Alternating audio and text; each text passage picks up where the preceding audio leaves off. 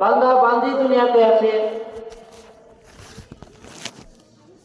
যারা জিকির করতে করতে আল্লাহর দরবারে এত বেশি মকবুল হয়, আল্লাহ তাদেরকে কবুল করে নেন এবং আল্লাহর পছন্দনীয় কাজে পরিচালনা করেন। সূরা কাহফের 9 নম্বর রুকু এবং 10 নম্বর রুকুতে সাইয়েদনা মুসা আলাইহিস সালাতু ওয়াস সালাম এবং খিদিরের ঘটনা উল্লেখ করেছেন। বুখারী শরীফেও যার ঘটনা রয়েছে, খিদির আলাইহিস সালাতু ওয়াস সালামকে শেষ পর্যন্ত 10 নম্বর রুকুর শেষে একটা আয়াতের অংশ, ওয়ামা ফালতুহু আন আমরি, মা ফালতুহু, আমি তা করি নাই, আন আমরি, নিজের থেকে। আমি মুসা, তুমি যা দেখেছো, যা করলাম আমি, এটা আমার নিজের থেকেই করি নাই, আল্লাহ যা করাইছেন তাই আমি করেছি।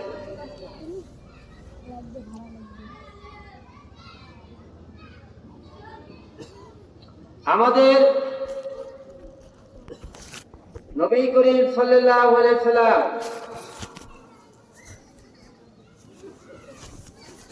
মুসা আলাইহিস সালাতু ওয়াস সালামের যে ইলম আর খিদিরের যে ইলমে আসরার রহস্যময় ইলম, দুইটা একসঙ্গে রাসূলুল্লাহ সাল্লাল্লাহু আলাইহি সাল্লামকে পরিপূর্ণ রূপে দান করেছেন। সকলেই বলে আলহামদুলিল্লাহ। যার কারণে উম্মতে মুহাম্মদী সাল্লাল্লাহু আলাইহি সাল্লাম অনেক এমন সাধনা করেছেন, আউলিয়া কেরাম তাদের শানেই বলেছেন, আশিকুকা মিল্লাতু মুজাউ দুদায়াত, আশিকুকা মিল্লাতু মুজাউ খুদায়াত। আশিকদের মজাব ভিন্ন, আশিকদের মজাব স্বয়ং খোদার কুদরতি হাতে সীমাবদ্ধ। সুবহানাল্লাহ। এর অর্থ হলো আল্লাহর আশিক বান্দা এমন স্তরে পৌঁছে যায়, এরকম স্তরেও আছে যে আল্লাহ তাদেরকে ইলকা ইলহামের মাধ্যমে পরিচালনা করেন, আল্লাহর পছন্দনীয় কাজে তাদেরকে নিয়োগ করেন। এটা সাধারণ মানুষের পক্ষে হয়তো সম্ভব না, কিন্তু আল্লাহর এরকম খাস প্রিয় বান্দারা আছে।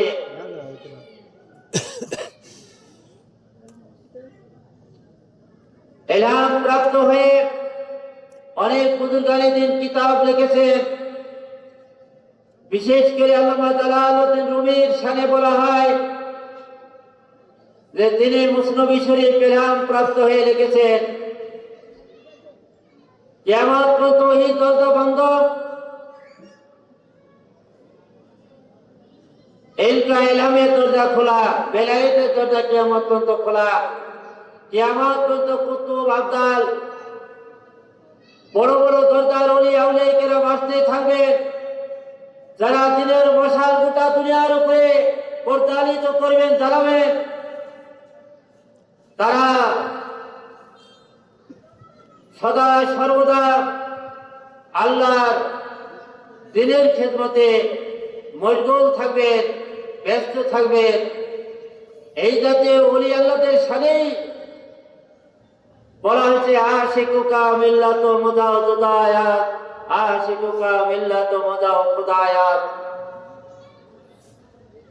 আল্লাহ পাক আমাদেরকে সেই স্তরে পৌঁছে দেন। আমরা জিকির করার আগে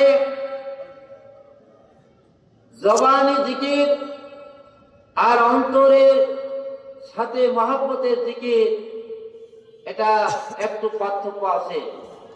জিকির করলেই সওয়াব হয়, কিন্তু যখন মহব্বতের জোশ নিয়ে অন্তরের সাথে আমরা জিকির করব, তখন আলাদা একটা মজা পাওয়া যায়।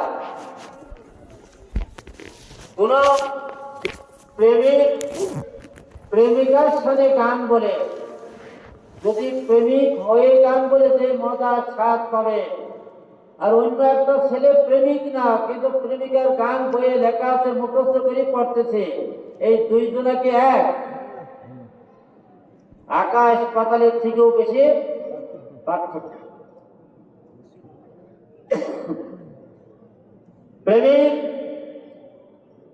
প্রেমিকা বাড়িতে আছে 100% জানে ওই বাড়িতে থাকতে তার ভালো লাগে কিনা, কিন্তু এখনো দেখা হয়নি, তাও মজা আর স্বাদ পাই কিনা, যে কোনো মধ্যে দেখা হতেই পারে।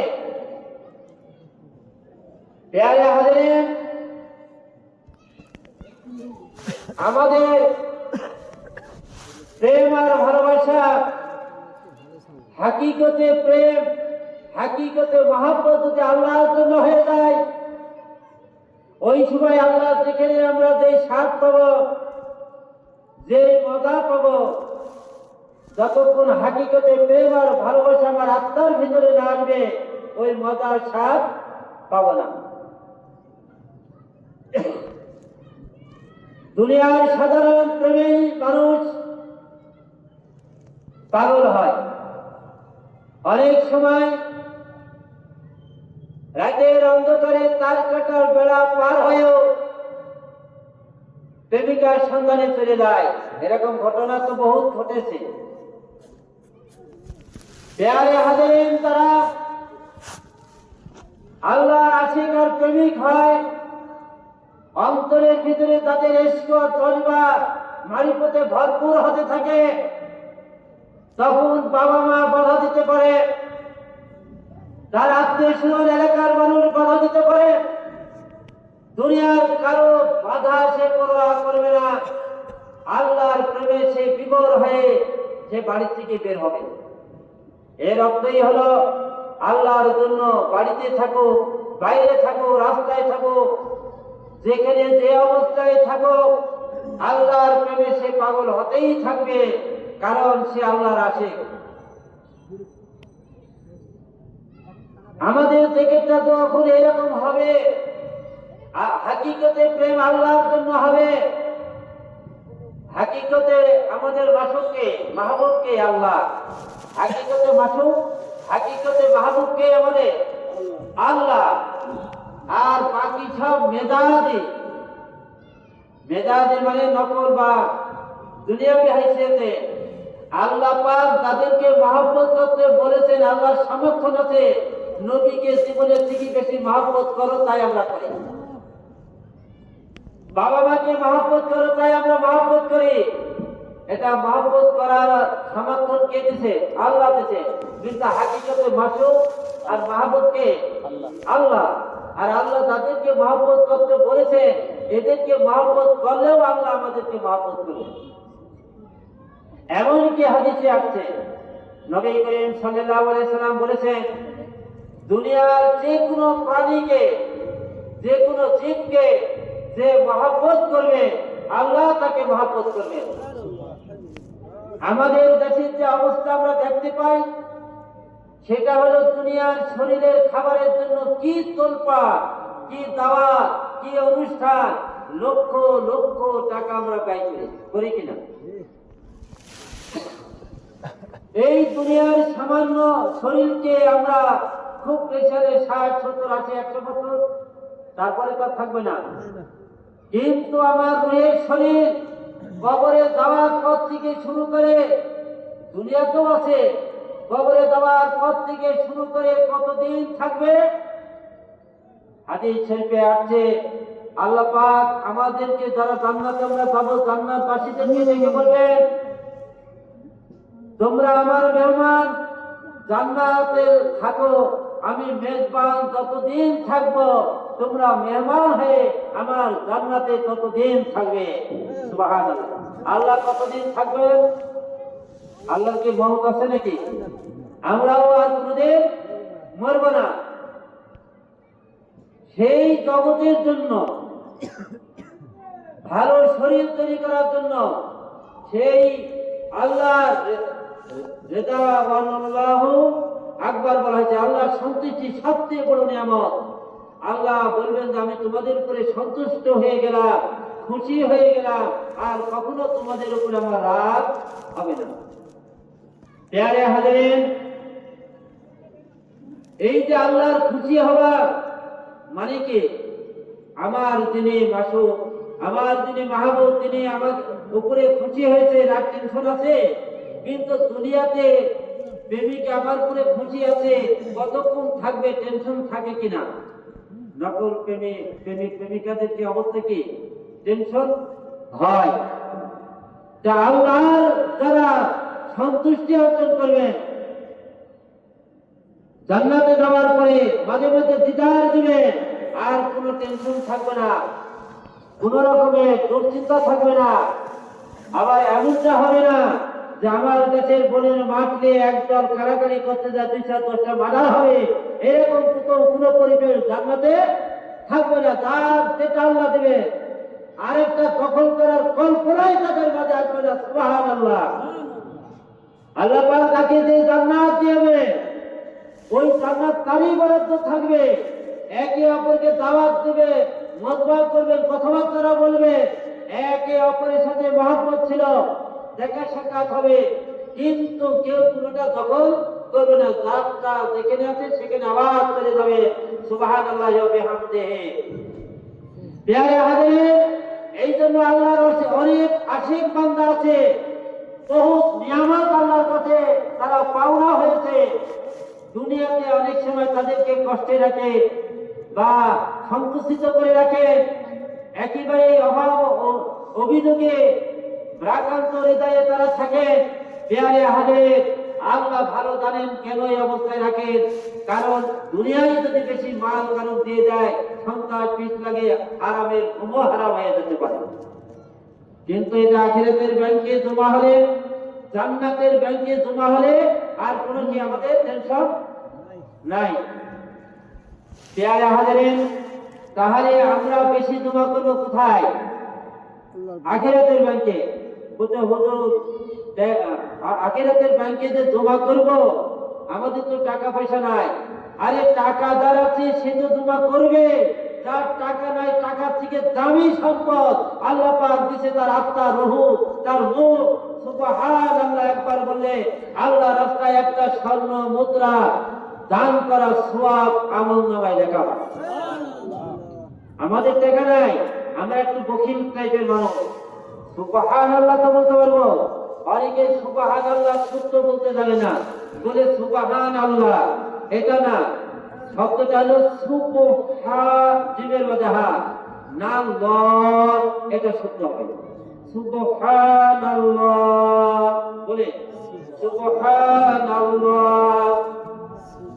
2টা স্বর্ণ মুদ্রা আল্লাহর রাস্তায় দান করার সব পেয়ে গেলাম। এখন একটা স্বর্ণ মুদ্রার দাম কত? লক্ষ লক্ষ টাকা। এত টাকা কি এই দেশে ধনীরাও দান করে? আবার সুবহানাল্লাহ বললাম, যদি 1 লক্ষ বার বলে 1 লক্ষ স্বর্ণ মুদ্রা দান করার সওয়াব আমলনামায় লেখা হবে। সুবহানাল্লাহ। আল্লাহ এরকম আশিক, পাগল, মহব্বতে আশিকিন রয়েছে, যারা দৈনিক লক্ষ লক্ষ বার সুবহানাল্লাহ, আলহামদুলিল্লাহ, আল্লাহু আকবার, লা ইলাহা ইল্লাল্লাহ পড়ে থাকে।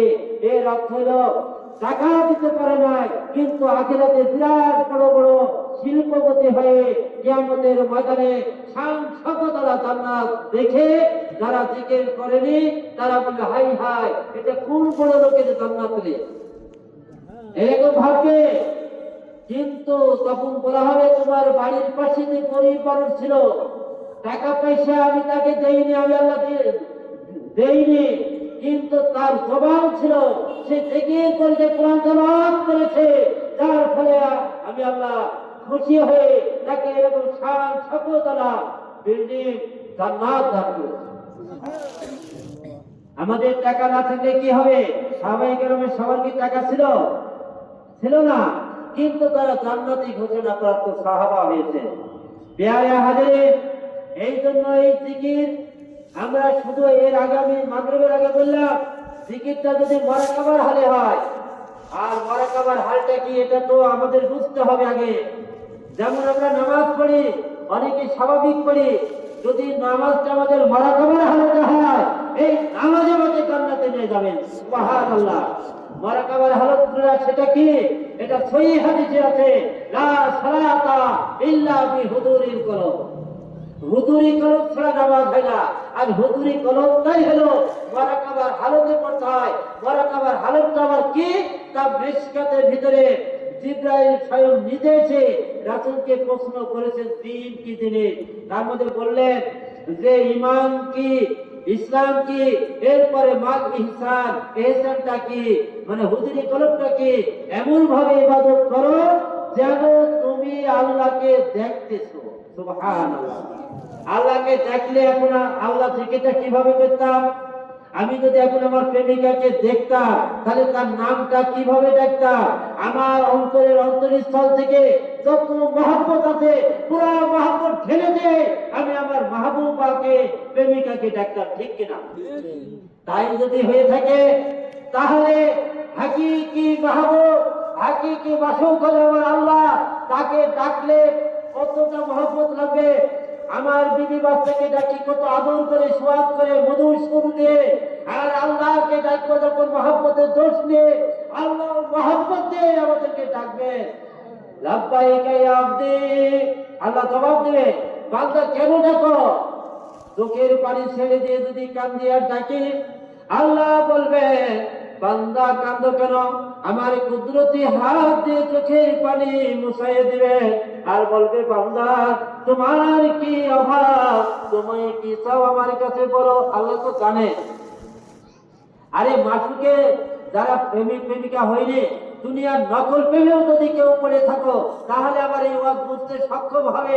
নকল প্রেমের বলেও মাসুক যখন, প্রেমিকা যখন আমার কাছে কিছু চায় তখন ভালো লাগে কিনা। আমি জানি আমার মাসুক কি ভালোবাসে, কি খায়, কি করতে ভালোবাসে, জানার পরেও অনেক সময় চাই কিনা।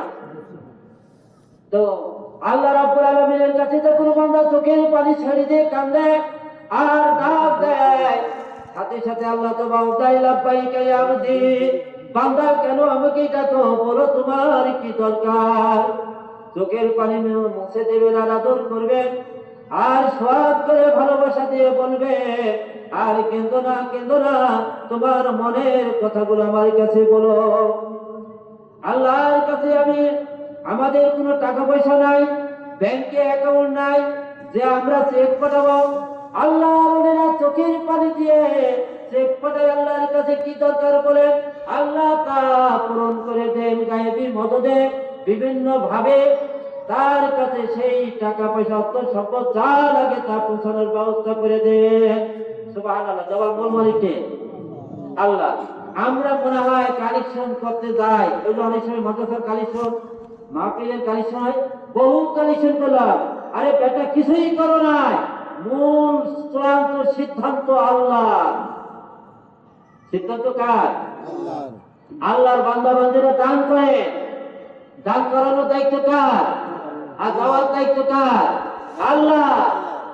আমার জীবদ্দশায় বহু পরীক্ষা করে দেখেছি, মুরাকাবার হালতে বহুবার দেখেছি, বহুত বড় ধরনের মোটা রং হয়ে নূর হয়ে বের হয়ে বহু মানুষকে মহব্বত করতাম, তার বাড়ির দিকে ছুটেছে। আজকে নজর দিয়ে দেখছি সেখানে আমিও যাচ্ছি, কিন্তু সেখান থেকে ধাক্কা খেয়ে আরেকজনের বাড়িতে দেখ তার ভিতরে সব ঢুকতেছে। এটা দেখা যায় কিনা? এখন যদি কোনো অন্ধ হয়, সে যদি বলে আমি তো চাঁদের আলো দেখলাম না, হুজুরেরা বলে কিরে, আরে বেকো তুই যে অন্ধ, তোর চোখ অপারেশন করে আগে পাওয়ারওয়ালা চশমা লাগা, তারপর দেখবি চাঁদের আলো কেমন। প্রিয় হাজির, এটা পুরা রাখতে হলো। ওই যে একদল কিছু মুরিদ আছে, মুহিব্বিন আছে, আমাদের দিকে মহব্বতের নজরে তাকাই না। আরে বদভক্ত, হুজুর সব সময় নিবেদিত প্রাণ, আব্বা আম্মা থেকে বেশি ভালোবাসে। গোটা দুনিয়ার মানুষের বর্তমান থেকে যারা তরিকতের শাইখ হয় তার ছালেকদেরকে বেশি ভালোবাসে। ভালোবাসা এই কারণে তখন নূর যায়, কিন্তু অনেকের ভিতরে আল্লাহ এটা কবুল করেন না, বা তার ভিতরে এটা প্রবেশের ধারণ ক্ষমতা নাই, যার ফলে এটা ঢোকে না, সে খলিফা হয় না, সে আল্লাহ ওয়ালা হতে পারে না। বরং আল্লাহ যার জন্য কবুল করে ওই ব্যক্তি হাতে চোখের পানি ফেলায় আল্লাহর কাছে এমন কান্দা কেঁদেছে যার ফলে আল্লাহ কবুল করে সেই নূর সেখানে আল্লাহ পৌঁছাইয়ে দিয়েছে। কে পৌঁছাই দেয়? আল্লাহ পাক। আমাদের এই পার্সিদের প্রতিষ্ঠাতা কায়ুমে জামান আব্দুল হাই সিদ্দিকী রহমতুল্লাহ আলাইহি একদিন দোয়া চাইলেন, হুজুর একটু দোয়া করে দেন, জিন্দা পেয়ে জীবনের ভিতরে ঘটনা আছে। উনি দোয়া করলেন, পরে মোনাজাতে শেষে বললেন, দোয়া চাই কে আর দোয়া পাই কে? হুজুর কি বললেন? দোয়া চাইলাম তো আমি। বলতে দোয়া কবুল হলো ওই যশোরে যেই ব্যক্তি আমার বেডে ওই যে ট্রেনের ভিতরে উঠাই দিয়ে গেল, তোমার জন্য দোয়া করলাম, আল্লাহ দোয়া করলো ওই খাদেমের জন্য। সুবহানাল্লাহ। কার জন্য দোয়া কবুল হলো? খাদেম। আল্লাহর কসম করে বলে, যারা তরিকা মসজিদ করতে চাও, যেই সেন্সার যেখানকারই হও তরিকার, যে যত বেশি সাইকের কাছে ছোট হতে পারবে সে তত বড় দরজার খলিফা বা আল্লাহর ওলি হয়ে যাবে। কি বললাম? যে যত বড় দরজার কি নিচু হতে পারবে, নিচু জায়গায় পানি বেশি জমে, নিচু জায়গায় মাছ বেশি জমে, নিচু জায়গায় পলি বেশি জমে, নিচু যে যত বেশি হয় আল্লাহ পাক তাকে তত উপরে পৌঁছাইয়ে দেন। সুবহানাল্লাহ। তাহলে নিচু মানে কি? ছোট ঘাটটা কাইটে ছোট দ্বারা নাকি এরকম নাকি? নিচু মানে কি? পা কাটি ফেলতে হবে, ছোট হবে যে এর নাম নাই। এই রক্ত হলো রাসূলের নবী সাল্লাল্লাহু আলাইহি সাল্লাম হক্কানি উলামায়ে কেরামকে সিয়ার দিয়ে গেছেন। এটা কিয়ামত পর্যন্ত সিয়ার থাকবে। এই সিয়ারে এখন অনেক দুনিয়াদারেরাও বসে, অনেক নাস্তিকেরাও বসে, অনেক মুনাফিকেরাও বসে। বসলে কি হবে? হাকিকতে হক্কানি রব্বানি উলামায়ে কেরাম আল্লাহর জন্য কারা বসে নাইবে রাসূল হয়ে সেই দিকে মুতাওয়াজ্জা হতে হবে। দিন যে কোনো মানুষের কাছ থেকে গ্রহণ করা যাবে না। কার কাছ থেকে গ্রহণ করবো আমরা? হক্কানি রব্বানির কাছ থেকে যদি গ্রহণ করি তাহলে কি হবে? ওই নূর যখন আমার কলমে যাবে, ওই নূরের ছাটা যেদিকে যাবে সেদিকেই আলোকিত হবে। চক্ষু আমরা চক্ষু বন্ধ করে যখন বলবো আমি এখন মদিনা শরীফে যেতে চাই, মদিনা শরীফে যায় বসে থাকা, দেখেন যে মদিনা শরীফে আপনি যায় বসে আছেন, এমনকি আপনার কল্পনার মানুষ আছে, মনের ভিতরে আরেকটা মানুষ আছে, ওখানে আকৃতি ধারণ করে আপনি চলে গেছেন, রাসূলুল্লাহ সাল্লাল্লাহু আলাইহি সাল্লামকে দেখতেছেন, সাহাবায়ে কেরামদেরকে নিয়ে ওয়াজ করতেছেন, আপনিও সেই ওয়াজ শুনতে পারবেন। এমনকি যদি আযান হয়ে যায়, নামাজ হচ্ছে, রাসূলুল্লাহ সেখানে রুহানি জগতে নামাজ পড়াচ্ছেন, আপনিও সেখানে নামাজে শরীক হতে পারবেন। এটা কি আমাদের জন্য সহজ? এটা কঠিন কাজ না। কেন সহজ বললাম? পৃথিবীর জমিনে যত গুনাহের কাজ আছে সবগুলি কঠিন। মনে করেন চুরি করবেন, গরু চুরি করবেন, এই রাতের অন্ধকারে যেতে হবে, আবার ঘর ভাঙতে হবে, তালা ভাঙতে হবে, আনতে হবে, কত কষ্ট। আপনি আল্লাহর প্রিয় মাহবুব হবেন, রাতের অন্ধকারে ওযু করে তাহাজ্জুদ নামাজে দাঁড়িয়ে গেলেন, সেটাই যায় কাঁদতেছেন চোখের পানি ফেলায়ে, আল্লাহ সেজদা উঠাবো না, তুমি এলকা ইলহাম দিয়ে আমার নামাজকে কবুল করো, তোমার মাহবুব বানায় নাও। আর এইভাবেই তো এলকা ইলহাম হয়েছিল গরিবে নামাজ খাজা মনিউদ্দিন চিশতি আজমিরি শামদুরি রহমাতুল্লাহ আলাইহি পরে 1 কোটি মুরিদ ছিল, প্রায় 90 লক্ষ মুসলিম তার হাতে ঈমান গ্রহণ করেছিলেন। ঈমান গ্রহণ করার পরে প্রধান খলিফা হলেন কুতুবউদ্দিন বখতিয়ার কাকি, বড় আলেম ছিলেন, এবং কুতুবউদ্দিন বখতিয়ার কাকি রহমাতুল্লাহ আলাইহিকে নিয়ে হজে গেলেন। ওই হজ তখন কষ্টের হজ, আমাদের নতুন প্লেনে যাবা না, হেঁটে হেঁটে যেতে হতো, নৌকায় যেতে হতো, জাহাজে যেতে হতো। আর মনিউদ্দিন চিশতি আজমিরি শামদুরি রহমাতুল্লাহ আলাইহির গরম চুলা কাঁধে রাখতে হতো, খাবারের ব্যবস্থা রাখতে হতো। এইভাবে খেদমতে যাচ্ছে। এক সময় মরুভূমির ভিতরে হাঁটতেছেন আর বলতেছেন, বাবা কুতুবউদ্দিন তুমি বড় আলেম হলে, আমি তোমাকে নিষেধ করলাম আমার সাথে আসতে, এই গরম বালুর মধ্যে হেঁটে যেতে তোমার কত কষ্ট। তখন কুতুবউদ্দিন বখতিয়ার কাকি রহমাতুল্লাহ আলাইহি বলেছিলেন, হুজুর আমি এখন হাশরের ময়দানের মুরাকাবা করছিলাম, হাশরের ময়দানের মুরাকাবাতে কত মানুষ কত কষ্টের ভিতরে ছিল, ওই কষ্টের দৃশ্য দেখতেছিলাম, আর এই গরম বালুর কথা সম্পূর্ণ আমি ভুলে গেছি। সুবহানাল্লাহ। আল্লাহর ওলিদের সহবতে থাকিয়ে তুমি এই হাশরের ময়দানটাই ভয়টা দেখা যায়। আল্লাহর ওলিদের যদি পাওয়ার থাকে সেই পাওয়ারটা যদি তার মুরিদের ভিতরে প্রবেশ করে, যেমন যেমন কিছু কাজকর আছে, ওই এক কাজকর থেকে আর এক কাজ করে ওয়াজ পার করা যায়, যায় কিনা? বিহারে হাজারের আল্লাহর ওলিদের মেশিনের থেকে কুমানা অনেক শক্তিশালী মেশিন। আল্লাহর ওলিদের ভিতরে যেই পাওয়ার আল্লাহ পাক দান করেন, যদি তার কলমের সাথে, ওই আল্লাহর ওলির কলমের সাথে যদি তার কোনো সালে কলমটা বেঁধে দিতে পারেন, ওই আল্লাহর ওলি যত জগতে যায়, ওই বেঁধে থাকার কারণে সেও তার কানে কানে যত জায়গায় যেতে পারে। বুঝে আসছে কথা? তাহলে কি আমরা আপনার সাথে বাঁধবো? আপনার সাথে বাঁধবো কি পাট দিয়ে, এইসব ওই প্যারাসট দিয়ে নাকি? ওটা বাঁধতে হবে, বাঁধারও কিছু নিয়ম আছে। সেই বান্ধনটা হবে একমাত্র রব্বুন, অর্থাৎ মহাব্বতের বন্ধন। যত বেশি মহাব্বত হবে, তার শাইকের সাথে যত বেশি মহাব্বত হবে, আল্লাহর কসম করে বলছে, সে তত বেশি ফায়েজ প্রাপ্ত হয়ে তত বড় দরজার হলে তত বড় দরজার খলিফা হবে, এবং তার দ্বারা গোটা দুনিয়ায় আবার ইসলাম চমকাতে থাকবে। শরীয়তের এলমে মারিফাতের নূর তার দ্বারা বিকাশ প্রকাশ ঘটতে থাকবে। এটাই আমরা দেখেছি জনমনের মরহুম সৈয়দ সাহাব রহমতুল্লাহ আলাইহি আজকে কারি ইব্রাহিম রহমতুল্লাহ আলাইহির মাদ্রাসায় ছিলেন। ঘোড়ার ঘাস কাটতেন, মাঝে মধ্যে পড়তেন, আবার বাড়িটা দেখাশোনা করতেন।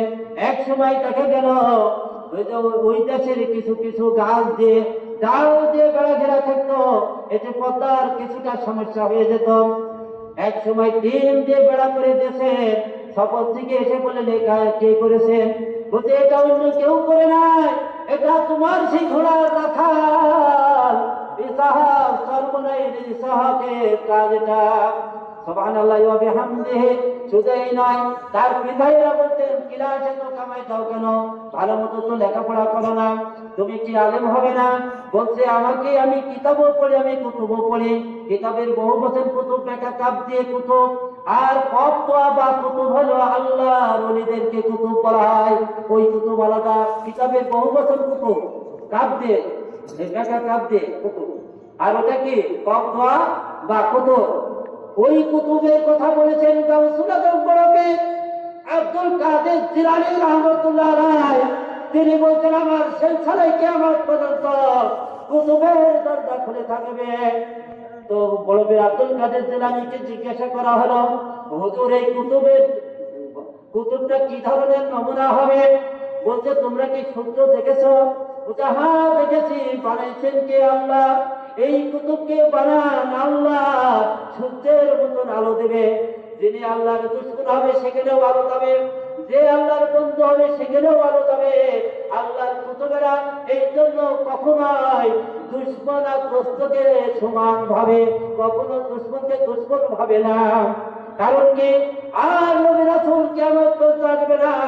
ওই দুশমনেরা গুমরাহ হয়ে গেছে, যার ফলে আমার প্রতি দুশমনি করে। ওই গুমরাহদেরকে হেদায়েতের পথে আনতে হলে দুশমন ভাবলে তার সহমত আমরা পাবো না, তার নিকটে যেতে পারবো না। তার কাছে না গেলে এই গুমরাহি করে সে জাহান্নামে চলে যাবে। এই জন্য আল্লাহর কুতুবদের অন্তরে এত মহাব্বত পয়দা হয় যে দুশমনদেরকেও তারা পথে আনার জন্য পাগল হয়। কথাটা বুঝে আসলো কি বললাম? তাহলে আল্লাহ কুতুব দ্বারা হবে, দুশমনকেও আলো দেবে, দুষ্টকেও আলো দেবে। কেউ তো দেখুন দরজা জানলা বন্ধ করে আলো না লায়, এই দায়িত্ব তার কুতুবের না। এই দোষ কি কুতুবের না? পেয়ারে হাজারে দুনিয়ার তাহিরি সূর্যের আলো, দুনিয়ার তাহিরি সূর্য তাপও দেয়, আলো দেয়। আর আল্লাহর কুতুবের জাহিরিতে যেমন কিতাবপত্র মাসলা মাসাইল আলো বিতরণ করে, আর বাতনি কলবের জগতে সূর্যের মতো আলো রশ্মি বিতরণ করে। সেই রশ্মি দিয়ে তার সালেকেরা দুনিয়ায় বসে 80 দিন পর্যন্ত দেখতে পায়, দুনিয়ায় বসে জান্নাত পর্যন্ত দেখতে পায়। এমন মানুষ বাংলাদেশে পুরো জিন্দা আছে যারা মুরাকাবা মুশাহাদা করে রুহের জগতে রূহ মানুষগুলো কি অবস্থায় আছে, কোন পোশাকে আছে, কোন চেহারায় আছে, দুনিয়ায় বসে তারা রুহের জগৎ দেখতে পায়। পেয়ারে হাজারিলার কবরের জগতে তো পুরো প্রশ্নই আসে না। বহু ঘটনা এরকম আছে। আমার আব্বা হুজুর রহমতুল্লাহ আলাইহি মারা যাওয়ার পরে আমি নাটোর থেকে বাসায় আসলাম। আম্মা তার বর্ণনা দিচ্ছেন মৃত্যু বরণ কিভাবে করেছিলেন। আমি দেখতেছিলাম আমার আব্বা হুজুর রহমতুল্লাহ আলাইহি আমার বাড়ির ওখানে ঘোরাফেরা করতে রাত 10টার ঘটনা আমি জাগৃত। আমি শুয়ে আছি, আম্মা বসে বসে আমার গল্প শোনাচ্ছেন। এরপরে আমার আব্বা হুজুর রহমতুল্লাহ আলাইহি বারান্দায় চলে আসলেন। তারপরে আব্বা হুজুর যখন ঘরের ভিতরে কদম দিচ্ছেন, আমি বিকট চিৎকার দিলাম, আমার কাপড় ভেঙে গেল। জাগৃত অবস্থা তো কাপড় খুলে যেতে পারে। সুবহানাল্লাহ, এরকম হাজার হাজার ঘটনা আছে। একবার যদি সত্যিকারের হাকিকি প্রেম, আল্লাহর মাঝিকে যদি প্রেম আর জিকির আমার ভিতরে কায়েম হয়ে যায়, গোটা দুনিয়ায় যে ওর সাথে সাক্ষাৎ করার আমি মনোবাসনা হবে, আমার মনে উদয় হবে, আল্লাহ পাক তার সাথে মিলাইয়া দিবেন, তার জিয়ারত করাইয়া দিবেন। সুবহানাল্লাহ। তাহলে আমরা কি এরকম মানুষ হতে চাই, না খালি জবানেই জিকির করতে চাই? ঈশ্বর প্রেম নিয়ে যখন জিকির করব, এক একটা জিকিরে আল্লাহর আশিকদের, আল্লাহর ওলিদের কুতুবদের ভিতরে এক একটা মহব্বতের ঢেউ হয়। আর ওই মহব্বতের ঢেউ যখন তরঙ্গ সৃষ্টি হয়ে যায়, ওই মহব্বতের সাগরে যখন ঢেউ সৃষ্টি হয়ে যায়, যেই মুরিদ যত বেশি ভালোবাসে পীরকে, তাদের কথা স্মরণে এসে যায় এবং তাদের উপরে তখন ওই মহব্বতের ঢেউ একটা লাগলেই সে খলিফা হয়ে যায়, আল্লাহর বড় বড় ওলি হয়ে যায়। কিন্তু সেই মহব্বতের নজর পড়তে হয় তো। আমরা তো আমাদের এখানে যারা আছি, আমাদের তো সেই নজর ফেলানোর জন্য আমাদের কিছু পরিশ্রম লাগবে, মহব্বত লাগবে। বিহারে হাজির, আমাদের দরবারে যে কোনো মুসলিম অমুসলিম সবাই সদস্য হতে পারবে রেজিস্টার খাতার উপরে। কারণ হলো অমুসলিম যারা নবী রাসূল আসবে না, তাদের দিন শিক্ষা দেবে কে? দিনের ইমানের দাওয়াত কে দিবে? আমাদেরকে তো দিতে হবে। হেদাত বেদাত গাঁজাখোর, যত রকমের নেশাখোর যত মানুষ আছে, তাদেরকে কে দাওয়াত দেবে? আমাদেরই তো দায়িত্ব। এই জন্য সবাই সদস্য হতে পারবে।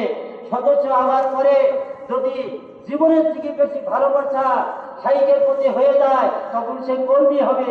কর্মী হবার পরে যদি শাইখের কথা অনুযায়ী চলতে পারে, যে পথে আর মতে চলতে পারে, এমন যদি মহব্বত পয়দা হয়ে যায়, সে অবশ্যই মুরিদ হতে পারবে। আর মুরিদ হওয়ার পরে মুবাল্লিগ হবে। মুবাল্লিগ হওয়ার পরে তালিমি খলিফা হবে। যেমন একটা হাই স্কুলে একজন সহকারী শিক্ষক, তিনি সবক নিতেও পারেন, পাল্টাতেও পারেন, আবার ওই জায়গাতেও রাখতে পারেন। তালিমি খলিফা যারা হবে, ওই প্রিয় মুরিদদেরকে তালিম দেবেন, সবক পাল্টাবেন, আবার দেখবেন, অর্থাৎ সহকারী ডাক্তার হয়ে যাবে। সেই ডাক্তারি করবেন, সিরিয়াস হলে বড় ডাক্তারের শরণাপন্ন হবে। বুঝেন তো কথাটা? এরপরে তার চিকিৎসায় রোগী ভালো হচ্ছে, তার তালিমে মানুষ ভালো হয়ে যাচ্ছে, আল্লাহওয়ালা তৈরি হচ্ছে, তাকে সরাসরি খেলাফত দেবেন। সে নিজেই একটা বিশ্ববিদ্যালয় তৈরি করবেন, আবার সে আবার তার শিষ্য তৈরি করবেন, দরবারে আবার সদস্য তৈরি করবেন, কর্মী তৈরি করবেন, আবার মুরিদ করবেন, আবার মুবাল্লিগ তৈরি করবেন, তালিমি খলিফা তৈরি করবেন, খলিফা তৈরি করবেন। এরপরে নায়েবে মুজাদ্দিদ পর্যন্ত আমরা যেতে পারি। নায়েবে মুজাদ্দিদ বলে রাসূল সাল্লাল্লাহু আলাইহি সাল্লামের ইন্তিকালের পরে এই 1400 বছরের মধ্যে 14 জন মুজাদ্দিদ, শতাব্দীর মুজাদ্দিদ আসছেন, এলাকার মুজাদ্দিদ আসছেন, জমানার মুজাদ্দিদ আসছেন, তরিকতের মুজাদ্দিদ আসছেন, ইলমে শরীয়তের মুজাদ্দিদ আসছেন। সমস্ত মুজাদ্দিদের পথ আর মতই আমাদের পথমত। তাই আমরা নায়েবে মুজাদ্দিদ হতে চাই। কি কথা বুঝে আসছে? খলিফা হওয়ার পরে কি হতে চায়? নায়েবে মুজাদ্দিদ হতে চায়। এরপরেও দরবারে যদি এমন কোনো মানুষ তৈরি হয়ে যায়, কোরআন হাদিস মন্থন করে মাসালা তৈরি করতে পারে, ইজতিহাদ করার ক্ষমতা আছে, সে জমানার মুজাদ্দিদ হতে পারবে। সুবহানাল্লাহ ওয়া বিহামদিহি। তাহলে একদিনে কেটা হবে? এটা ধারাবাহিক শিক্ষার জন্য আজকে প্রায় 20 বছরের মতো মনে হয় হবে আমরা এই মাহফিলটাকে ধরে রেখেছি। এখানে শুধু আমাদের মাহফিল করা এটা লক্ষ্য না, মূল উদ্দেশ্য হলো আমাদের আশপাশে একটা রুহানি হাসপাতাল নাই। আমরা তো হাসপাতালের রোগী, শুধু একটা ক্যাপসুল দিলেই ভালো হবে না, একটা ইনজেকশন দিলেই ভালো হবে না, 2-1 ডোজ ওষুধ খাওয়ালেই ভালো হবে না। যদি অপারেশনের রোগী থাকে, তাহলে অবশ্যই হাসপাতালে ভর্তি হতে হবে। আর হাসপাতালে রেখেই তাকে অপারেশন করে ভালো করতে হবে। 1 দিন 2 দিন 3 দিন 5 দিন 7 দিন সময় লাগতে পারে, প্রয়োজন হলে 40 দিন সময় লাগতে পারে। এরকম একটা হাসপাতাল খাঁচা বানাতে চায়। হক ছাড়া সমস্ত রোগীর এখানে চিকিৎসা হবে, এই উদ্দেশ্যে এই মাহফিলটা আমরা করেছিলাম। এখনো আমাদের সেটা বাস্তবায়িত হয়নি।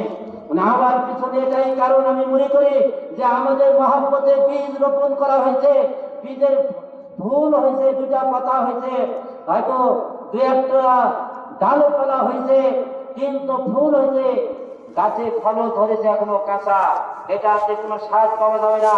2-একটা যদি পাকা ফল হয়, পাকা ফল খেতে যেমন মজা, পাকা যদি শালিক হয় আর শালিকের যদি মনের মানুষ হয়, একটাতে একটা দুনিয়া জগতে আলো দিতে পারে, একটা খানকা তৈরি করতে পারে। আর একে টাইম থেকে শরীরে যদি 10 জন হয়, 2কে যদি 1কে যদি 2 বাড়ানো যায়, তাহলে 20 জন হয়ে যেতে পারে। এরকম 10-20 জন মানুষ হলে জিনের মতো কাজ হয়ে যাবে ইনশাল্লাহ। এটা হওয়া সম্ভব কিনা? আল্লাহ কবুল করলে এটা হতে পারে। ওই উদ্দেশ্যে রোহানি হাসপাতাল বানানোর জন্য এই মাহফিলটা আমরা ধরে রেখেছি। নতুবা নাটক শিখাচ্ছি প্রতি বছর এখানে এত কষ্ট করে মাহফিল করা, এটাকে আমাদের মূল টার্গেটকে রোহানি হাসপাতাল তৈরি করা। আল্লাহ আমাদেরকে কবুল করুন। এখন কয়েক বর্তবা শুধু জিকির করবো। আমাদের ওলামায়ে কেরাম আছে, পর্যায় ক্রমে আসতে থাকবেন, তারা ওয়াজ নসিহত করবেন। ইনশাআল্লাহ আমরা সবাই শরীক হব। আর আমি একটা কথা বলি, যখন কোনো গাছের ফল পাকে তখন কি বাড়ি ধরে মায়ের ঢেলবাড়ি ইটবাড়ি পড়া লাগে নাকি? না এমনি এমনি কাছে এসে পড়ে যায়? এটা হলো পাকা মানে ফলের একটা নিদর্শন। এটা পাকা ফলের কি নিদর্শন? হুজুর বলবে না, তার আগে আমি বলবো আমি কাজ করবো। এবং হুজুরের মেধার মধ্যে কাজ করা, এটা হলো মারিফতের উচ্চ পর্যায়ের হালত। কি বললাম?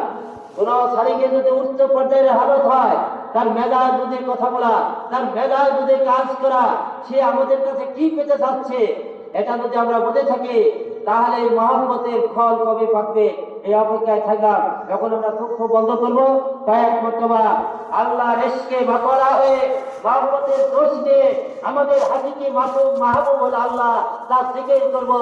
আর ওই জিকির যখন জারি হবে, আল্লাহর সাথে ভালোবাসা হবে, তখন এই ভালোবাসা ফোয়ারা বাবা মার ভিতরে ঢুকবে, বিবি বাচ্চার মধ্যে ঢুকবে, আমাদের আলেমুলামার ভিতরে ঢুকবে, মাদ্রাসার ভিতরে ঢুকবে।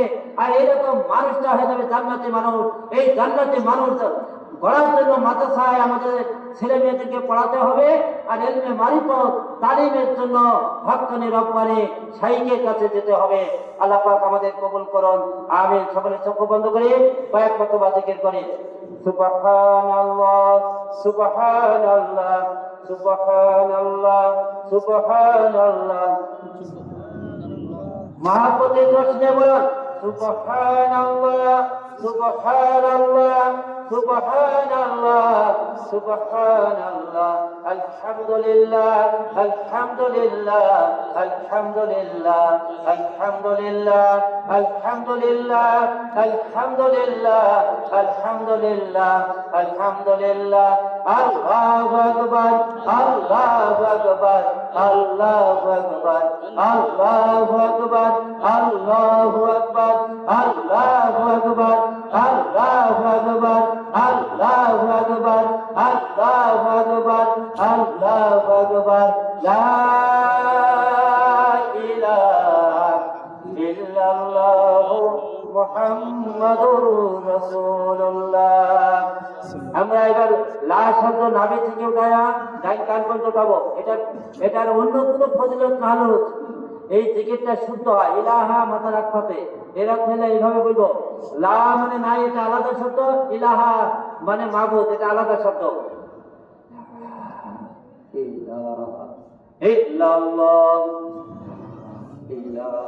অনেকেই জিকির করে কিভাবে, লা ইলাহা ইল্লাল্লাহ, লা ইলাহা ইল্লাল্লাহ 100% ভুল, 100% কি ভুল। অতএব জিকির করবো কি, লা আলাদা করবো, ইলাহা আলাদা বলবো। ইল্লাল্লাহ ইল্লাল্লাহ ইল্লাল্লাহ ইল্লাল্লাহ ইল্লাল্লাহ ইল্লাল্লাহ ইল্লাল্লাহ ইল্লাল্লাহ লা ইলাহা ইল্লাল্লাহ মুহাম্মাদুর রাসূলুল্লাহ। চারটা জিকির করলাম, সুবহানাল্লাহ, আলহামদুলিল্লাহ, আল্লাহু আকবার, লা ইলাহা ইল্লাল্লাহ। চারটা যে কোনো একটা জিকিরের একবার বললে বেহেশতের ভিতরে একটা গাছ হবে এবং 500 বছর তার ছায়া শেষ হবে না, ওড়ালে জড়ালে এত বড় গাছ হবে। একটা স্বর্ণমুদ্রা আল্লাহ রাতে দান করার সওয়াব হবে। অন্তত একটু হলেও আল্লাহর প্রেম আর ভালোবাসা বাড়তেই থাকবে, বাড়তেই থাকবে, বাড়তেই থাকবে। তাহলে কত বেশি জিকির করা লাগবে, এটা শুধু একটা নিয়ম আমি বলে দিলাম। আর একটা কথা হলো, আমরা যেন কেউ জালেম না হয়, যে কথাতে আমি শুরু করলাম সার কথাটা বলে দিচ্ছি। আমার শরীরের উপরে যেন আমি জুলুম না করি, মানে গুনাহের কাজ না করি, তাহলে জাহান্নামে যেতে হবে। এবং বাবা মার মাধ্যমে দুনিয়াতে আসছি, বাবা মার মনে কষ্ট দিলে ওই ছেলে মৌতের সময় ইমান নিয়ে যাতে পারবে কিনা সন্দেহ আছে। অতএব বাবা মার মনে কষ্ট দেওয়া যাবে না। কেউ কষ্ট দিলে পা ধরে হলে মাপ দিয়ে নিতে হবে। তাদের সাথে খারাপ ব্যবহার করলে অনেক গুনাহের শাস্তি আখিরাতে হয়, আর অনেক গুনাহের শাস্তি দুনিয়াতেই শুরু হয়। তার মধ্যে পিতামাতার সাথে বেয়াদবি করার গুনাহ। এরপরে আমরা আমাদের বিবি বাচ্চার হক আদায় করব, আশপাশে মানুষের হক আদায় করব, আশপাশে মসজিদ মাদ্রাসা যেগুলো আছে প্রত্যেকের যতটুকু হক সম্মান সাধ্য অনুযায়ী আদায় করার চেষ্টা করব। এবং মরে যাওয়ার পরে অন্তত এই কথাটুকু যেন বলে, লোকটা আমাদের কাছে ভালোই ছিল, আল্লাহ মাফ করে দাও। বেশি দোয়া পাবে না, অন্তত এই দোয়াটা তো করতে পারবো। আমি তো মনে করি সূরা কেরাত পড়ে আমার জন্য দোয়া করবে, এরকম অনেকেই ব্যস্ততার কারণে হয়তো পাবে না, ভুলে যাবে না, মনে রাখবে সেটা আমি জানি না। অন্তত আমার দুশ্মনের সাথেও আমি ভালো ব্যবহার করার চেষ্টা করি এবং হাসি মুখে কথা বলে আমার দুশ্মনকেও আমি চা খাওয়ানোর চেষ্টা করি। হয়তো সে দুশ্মনী করে, ও মনে করে আমি জানি না, খবরই রাখি না, এরকম আছে না দেখবেন থাকতে পারে তো। কিন্তু আমি করে দেওয়ার পরে আমার দুশ্মনেরাও ইনশাআল্লাহ দোয়া করবে, আরে দুশ্মনী করেছিলাম তাও তো আমার একটা চা খাওয়াইছে, পান খাওয়াইছে, এই দোয়াটা আমার জন্য কি বোনাস, অতিরিক্ত দোয়া। আর মহব্বতের লোকগুলো দোয়া করবে। আল্লাহ পাক আমাদের বোঝার তৌফিক দান করুন। আমাদের এই মাহফিলটা আজ প্রায় 20 বছর থেকে হয়ে আসছে, তার মূল উদ্দেশ্য যেন সফল হয়, আল্লাহ পাক কবুল করুন। এখন আপনাদের সামনে কয়টা বাজে?